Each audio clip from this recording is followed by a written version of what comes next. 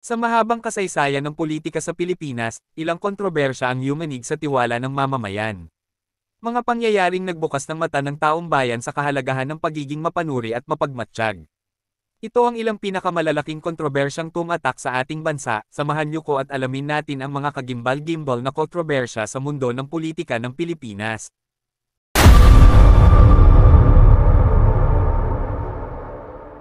Una ang Hello Garci. Noong 2005, kumalat ang umano'y wiretap conversation na kilala bilang Hello Garci. Sa mga lumabas na recording, narinig ang tinig na kahawig umano ng dating Pangulo Gloria Macapagal Arroyo at ng COMELEC Commissioner Virgilio Garciliano.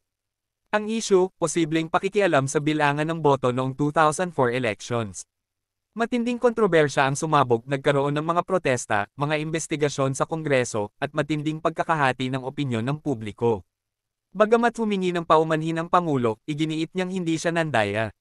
Hanggang ngayon, ito ay isa sa pinakakilalang political scandal sa bansa. Pangalawa ang DepEDAF scam or Napoles scam noong 2013.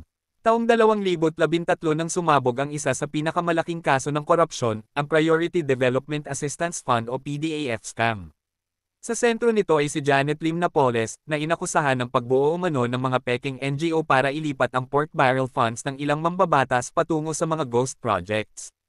Nang lumabas ang mga whistleblowers, nagalit ang buong bansa.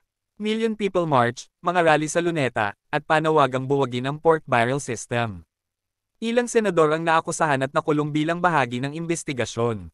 Ang iskandalong ito'y nagbukas ng diskusyon tungkol sa transparency at tamang paggamit ng pondo ng bayan. Pangatlo ang fertilizer fund scam. Bago pa sumabog ang PDAF scam, nauna nang nayanig ang publiko sa fertilizer fund scam.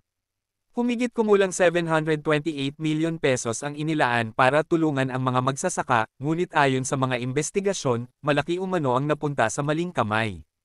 Maraming opisyal ang nasangkot sa kontrobersya, kasama na ang ilang tauhan ng Department of Agriculture. Hanggang ngayon, ang kasong ito ay madalas gamiting halimbawa ng pang-aabuso sa agricultural funds. Pang-apat ay ang NBNZTE deal noong 2007. Noong 2007, umugong ang kontrobersya sa NBNZTE deal, isang multi-billion peso contract sa pagitan ng pamahalaan at isang telecommunications company mula China. Lumabas ang alegasyon ng overpricing at suhulan. Ang whistleblower na si June Lozada ay naging sentro ng kontrobersya. May mga alegasyong may naganap na pananakot at pagtatago sa kanya upang hindi makapagsalita. Naging mainit ang mga pagdinig sa Senado at umakit ng matinding atensyon mula sa publiko.